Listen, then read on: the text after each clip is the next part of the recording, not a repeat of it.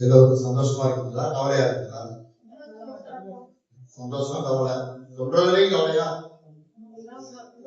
எனக்கு இந்த நேரத்துல வாய்ப்பை வழங்கிய நம்முடைய நம்முடைய சபை போதகர், தலைமை போதகர் மற்றும் குருவான ஐயா அவர்களுக்கு நன்றிகளை, வாழ்த்துக்களை தெரிவிக்கின்றேன். இந்த நாள் கவலையின் நாளா, சந்தோஷத்தின் நாளா? முதல் ஆரம்ப பாமாலை பார்த்தீங்கன்னா, துக்கம் கொண்டாட வாருமே. துக்கத்தை யாராவது கொண்டாடுவாங்களா? துக்கத்தை கொண்டாடத்தான் நம்ம எல்லாருமே. துக்கம் கொண்டாட வாருமே என்றால் அதன் பின்னால் உள்ள பொருள் யூத ராஜசிங்கம். அந்த கொண்டாட்டத்துக்காக ஆயத்தமா இப்ப நம்ம எல்லாருமே வந்துருக்கோம். ஆசிரியர் என்ற முறையில 2 கேள்விகளை மட்டும் கேட்டு அப்படி நான் கடத்துறேன். பரிசு இருக்கு, என்ன பரிசு தெரியல, ஜீல வந்தாங்க. இந்த நாள் நம்ம சந்தோஷத்தின் நாள் என்று நாம் சொல்லியிருக்கோம். இதனுடன் தொடர்புடைய ஒரு மலை இருக்கின்றது. அது என்ன மலை? ஒரு 6 மலைகள் சொல்லியிருக்கோம் பைபிள்ல.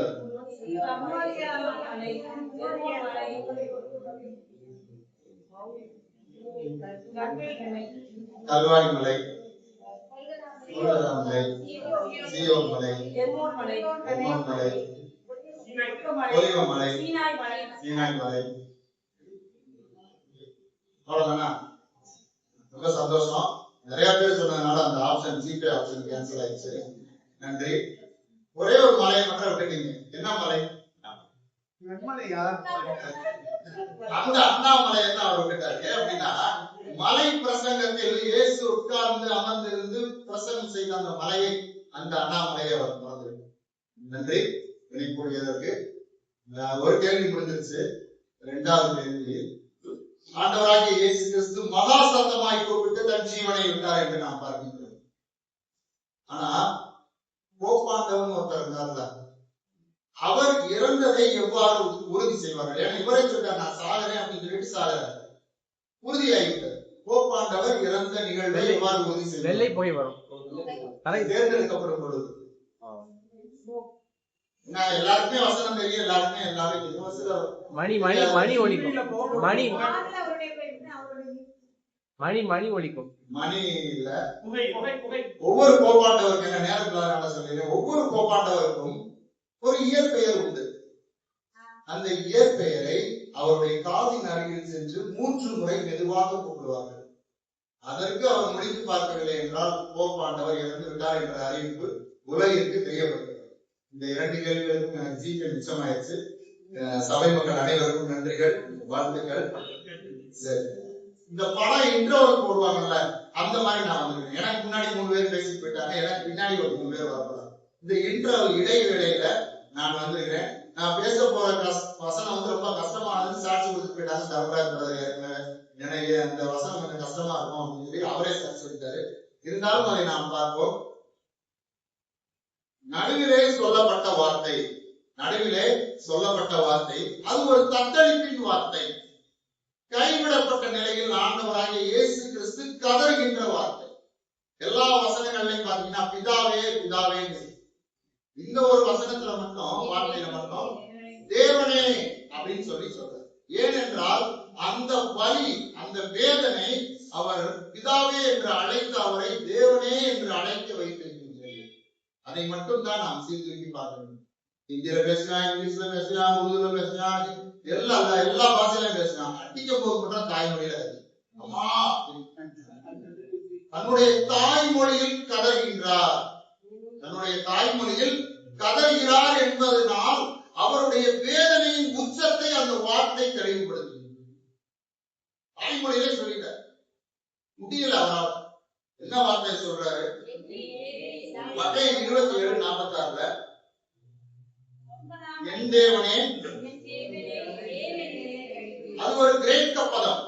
ஏலி ஏலி லாமா சபக்தானி என்று அதனுடைய பொருள் அது இவ்வாறாக வருகிறது. வலி உணர்வை காட்டும் விதமாக அவர் ஏலி ஏலி என்று சொல்கிறார். அப்ப பக்கத்துல இருக்கிறவங்க கேலி பண்றாங்க, அவர் ஏலியை போடுறாரு, எலியாவை போடுறாரு. அடுத்த வார்த்தை, இந்த வார்த்தை மட்டும் 2 இடங்கள்ல வருகிறது. மார்க் 15:34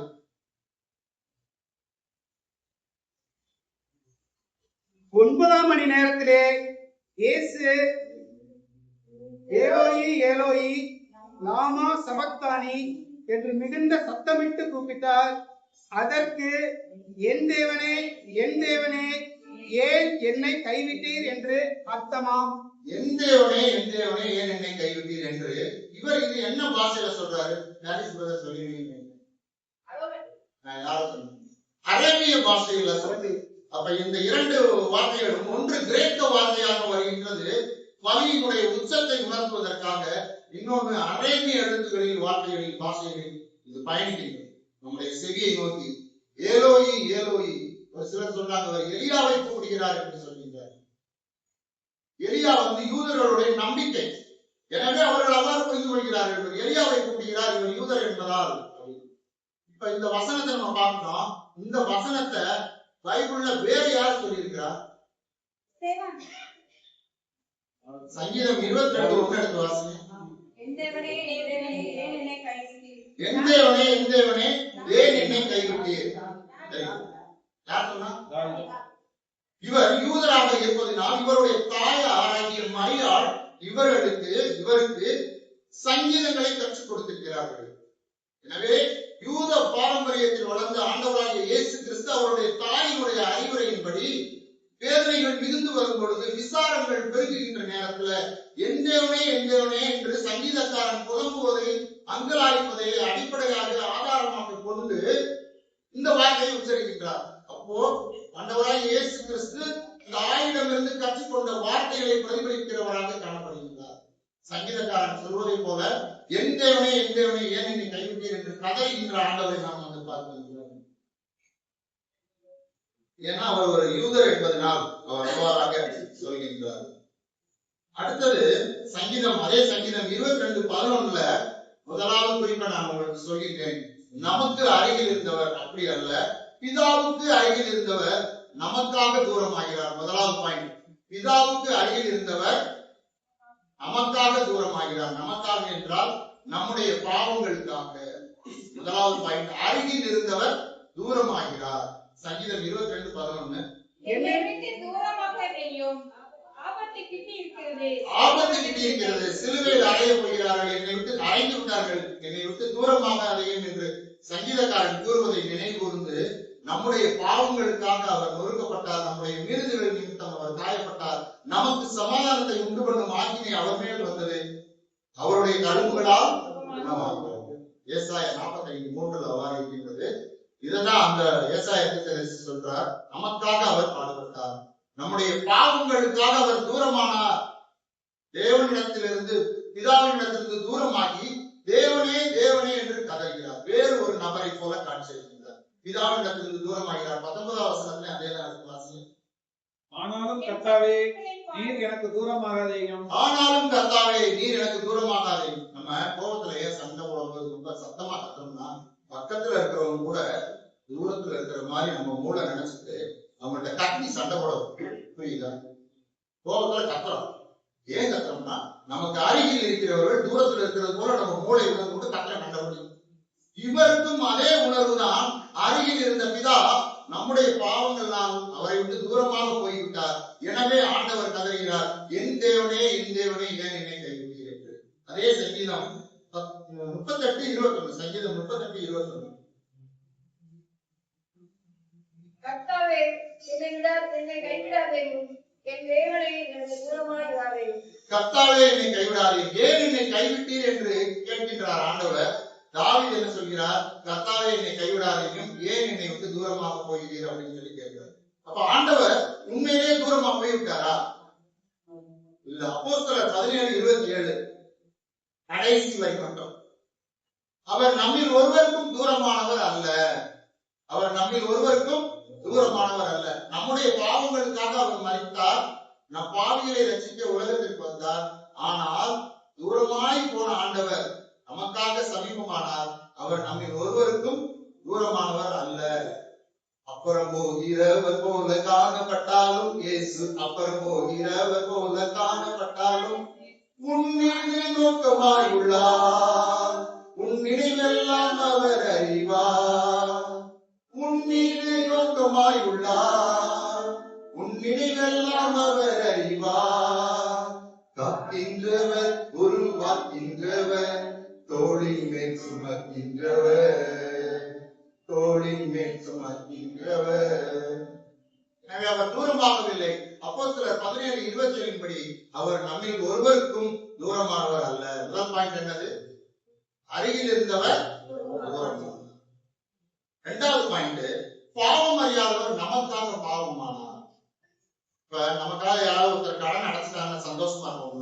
உன் கடன் எவ்வளவு பாப்பா, இதெல்லாம் ஒருத்தனை என்கிட்ட வந்ததே இல்லை.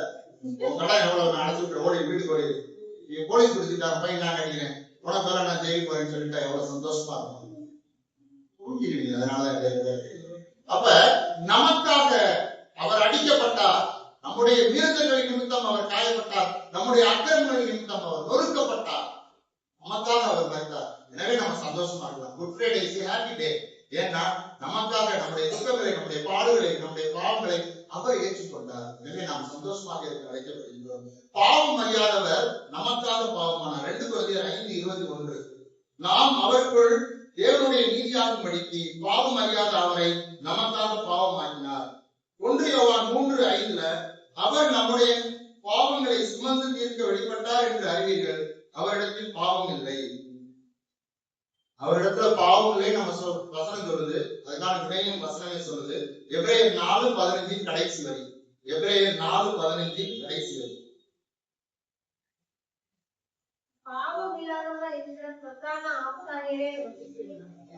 பாவம் இல்லாத பிரதான ஆசாரியரே நமக்கு இருக்கிறார் அப்படின்னு சொல்லி நேற்று கூட பிரசங்கத்துல பெரிய வியாழன் ஐயா சொன்னாங்க, இதோ உலகத்தின் பாவத்தை சுமந்து இருக்கிற தேவாட்டுக்குட்டி நமக்காக அடிக்கப்பட்டார், நமக்காக நொறுக்கப்பட்டார். எனவே பாவம் இல்லாத அவர், தேவ ஆட்டுக்குட்டி பாவம் இல்லாத அவர் நமக்காக பாவமானார். அருகில் இருந்தவர், பிதாவோடு அருகில் இருந்தவர் நமக்காக தூரமானார், நம்முடைய பாவங்களுக்காக தூரமானார், நம்முடைய பாவங்களுக்காக பாவம் இல்லாத அவர் நமக்காக பாவமானார். 3வது, ஒன்றாய் இருந்தவர் தனியே கைவிடப்பட்டார், எனவே கதறுகிறார், என் தேவனே என் தேவனே ஏன் என்னை கைவிட்டீர் என்று. ஒன்றாய் இருந்தவர், யாரோடு ஒன்றாய் இருந்தவர்? பிதாவோடு ஒன்றாய் இருந்தவர். யோவான் 10:30.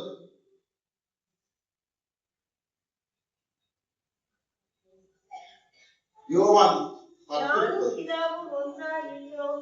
நானும் பிதாவும் ஒன்றாய் இருக்கிறோம். ஆனா இங்க என்ன சொல்றாரு? பிதாவை விட்டு விட்டு தேவனே என்று கதறுகிறார், எனவே தனித்து விடப்படுகின்றார்.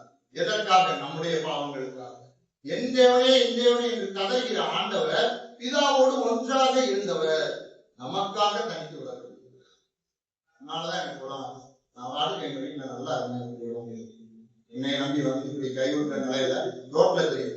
அது போல கதறுகின்றார் ஆண்டவர். எத்தனையோ குடும்பங்களை நம்ம பார்த்துருக்கோம். நாளை நான் இந்த நிலைமைக்கு வந்துட்டேன், ஏன்னா இன்னும் தேவனமா ஆண்டவராகிய இயேசு கிறிஸ்து கதறுகின்ற நிலையில, கைவிடப்பட்ட நிலையில, தொங்குகின்ற நிலையில பிதாவே என்று அழைத்தவர் ஒன்றாய் இருந்த ஆண்டவர் தேவனே என்று அழைக்கின்றார், தேவனே என்று கதறுகின்றார். இதற்கு விட யோவான் 8:29 கடைசி வரி. 8:29, 16:32. யோவான் 8:29.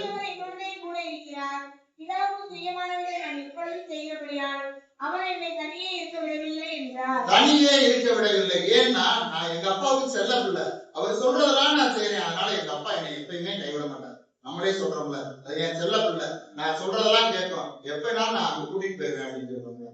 இதா என்னை தனியே இருக்க விடவில்லை, ஆனா கதறுகிறார். ஏனென்றால் நம்முடைய பாவங்களுக்காக கதறுகிறார். அடுத்து 16:32 கடைசி வரி.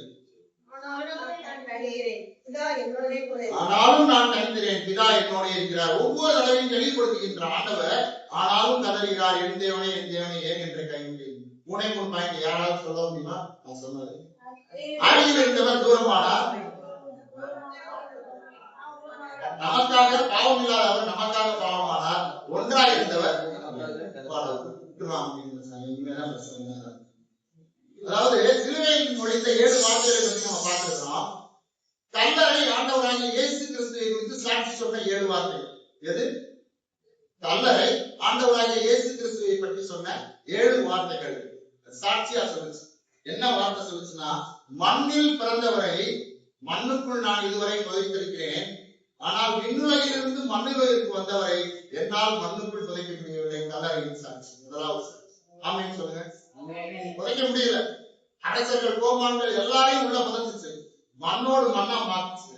நான் விண்ணுலகில் இருந்து மண்ணுலகிற்கு வந்த நம்முடைய ஆண்டவராகிய இயேசு கிறிஸ்துவை கல்லறை ஒன்றும் செய்து விட முடியவில்லை. அது கல்லறையினுடைய சாட்சி. நாம் அது போல இருக்கிறோமா? உயிரற்ற கல்லறை சாட்சி வருகின்றது.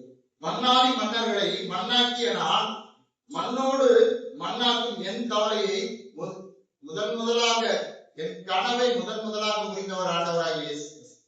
இரண்டாவது சாட்சி, கல்லறையினுடைய கனவை உடைச்சாராம் கர்த்தர். கல்லை புரட்டி போட்டார். அந்த கல்லே அவரை பார்த்த முதல் சாட்சி. அதுவே அதனால் கல்லாகி போனோம். சரியா? இது இரண்டாவது சாட்சி. வெள்ளையடிக்கப்பட்ட கல்லறையின் மத்தியில் கொள்ளையடிக்கப்பட்ட கல்லறையாக நான் இருக்கிறேன். ஆண்டவராகிய இயேசு கிறிஸ்து கொள்ளையடித்து சென்று விட்டார், உயிரோடு எழுந்து விட்டார். நான் புற்களை முளைக்கக்கூடியவன், ஆனால் அங்கே உயிர் பூத்தது, உயிரோடு எழுந்து சென்று விட்டார். கொள்ளையடிக்கப்பட்ட கல்லறையின் மத்தியில் வெள்ளையடிக்கப்பட்ட கல்லறையின் மத்தியில் நான் கொள்ளையடிக்கப்பட்ட கல்லறையாக இருக்கிறேன் என்ற கல்லறை மூன்றாவது சாட்சி பகிர்ந்தது. விருந்தும் மருந்தும் 3 நாள் என்று சொல்லுவார்கள். என்னிடம் விருந்தாளியாய் 3 நாள் வந்து தங்கிவிட்டு வெளியே சென்று விட்டார். இது ஒரு கல்லறையின் 4வது சாட்சி என்று கல்லறை சாட்சி வருகின்றது. பிறப்பு இறப்பு என்று எல்லாருக்கும் கல்லறையில் எழுதுவார்கள். ஆனால் என் கல்லறையிலோ பிறப்பு இறப்பு உயிர்ப்பு என்று எழுதுகிறார் என்று கல்லறை சாட்சி வருகின்றது. ஆண்டவராகிய இயேசு கிறிஸ்துவுக்கு மட்டும்தான் உயிர்ப்பு என்ற வார்த்தை கல்லறையில் பொதிக்கப்பட்டிருக்கிறது. அவர் இங்கே இல்லை. அந்த வார்த்தை எந்த கல்லறையும் இங்கதான் நம்ம போய் வருஷம் கொண்டாடினே. ஆனால் அவர் அங்கே இல்லை, உயிர் தெழுதி விட்டார் என்று கல்லறை சாட்சி. எல்லா மனிதனுக்கும் கல்லறை தான் கடைசி வீடு. ஆனால் ஆண்டவராகிய இயேசு கிறிஸ்துவுக்கோ கல்லறை வாடகை வீடு என்று கல்லறை சாட்சி. 3 நாள் வந்து தங்கினாரு, வீடை காலி பண்ணிட்டு போயிட்டு. கடைசியாக கல்லறை ஒரு சாட்சி பகிர்கிறது. 7வது சாட்சி, எனக்குள் வந்தவர்கள் எழுந்து போனதாக வரலாறு இல்லை. சொல்லுங்க, எனக்குள் வந்தவர்கள் எழுந்து போனதாக வரலாறு இல்லை. ஆனால் அவர் மட்டுமே எழுந்து போகவில்லை, உயிர் தெழுந்து போயிருக்கின்றார். இது கல்லறையினுடைய கடைசி சாட்சி. ஏனென்றால் யூத ராஜசிங்கம் உயிர் தெழுந்தார் என்று கல்லறையோடு சேர்ந்து நாமும் வருகின்ற ஞாயிற்றுக்கிழமை இந்த ஈஸ்டர் ஆராதனை பாடப்படுகின்றோம். யூத ராஜசிங்கம் உயிர் தெழுந்தார். எனவே நாம் சந்தோஷமாக இருக்க அழைக்கப்பட்டிருக்கின்றோம். கல்லறையே சாட்சி பகிரும் பொழுது 7 சாட்சி கல்லறை பகிரும். கல்லறையை சாட்சி பகிரும் பொழுது நாமும் சாட்சி பகிர்கிறவர்களாக இருக்க வேண்டும். ஏன்னு கேளுங்க. ஏனென்றால் நாம் ஒவ்வொரு தடவையும் பாவம் செய்யும் பொழுதும் அவரை சிலுவையில் அடிக்கிறவர்களாக காணப்படுகின்றோம். ஒவ்வொரு தடவையும் அவர் சிலுவையில் அடிக்கப்படும் பொழுது பிதாவுக்கும் தேவனுக்கும் அவருக்கும் இடையே உள்ள உறவு அன்று தேவனே என் தேவனே ஏன் என்னை கைவிட்டீர் என்று கதறுகின்றார். எனவே நாம் ஆண்டவரை கதற செய்கிறவர்களாக இல்லாமல் பாவம் செய்யாதபடிக்கு கல்லறை போல சாட்சியாக யூத ராஜசிங்கம் உயிர்த்தெழுந்தார் என்ற நினைவோடு நாம் எடுத்து அழைக்கப்படுகின்றோம். இன்னும் ஒரு சில நிமிடங்களை நான் முடிக்கிறேன், நேரம் அதிகமா இருந்தாலும். என்னென்ன சாட்சி அப்படின்னு அந்த நம்ம பாவம் என்னென்ன பாவம் செஞ்சா சிறுவையில் அடிக்கிறோம். என்னென்ன பாவம்னா மறுப்பு சொல்றது, உதவி செய்யும் பொழுது உதவி கேட்டா மறுப்பு சொல்றது, வெறுக்கிறது, புறக்கணிக்கிறது, அறியாமையா இருக்கிறது, பரிதாபம், வேஷம், பழிவாங்குதல், பாராமுகம், பொய்மை, அவிசுவாசம், பொறாமை, சுயநலமா இருக்கிறது. 5 2 எல்லாரும் கொடுத்து ஆண்டவராக இயேசு ஜெபம் பண்ணி கொடுத்தாரு. மீனை நம்ம மட்டும் சாப்பிட்டா பிஷ், அவன் எல்லாரும் கொடுத்து சாப்பிட்டா பிஷ், நம்ம மட்டும் சாப்பிட்டா செல்பிஷ். எனவே சுயநலம் உள்ளவர்களாக இருக்காமல் பிறருக்காக உதவி செய்ய, பிறருக்காக அன்போடு இருக்க நாம் அழைக்கப்பட்டிருக்கின்றோம். வேறொரு பாடலை உணர்ந்தவர்களாக பாடி இந்த வசனத்தை நிறைவு செய்கிறோம்.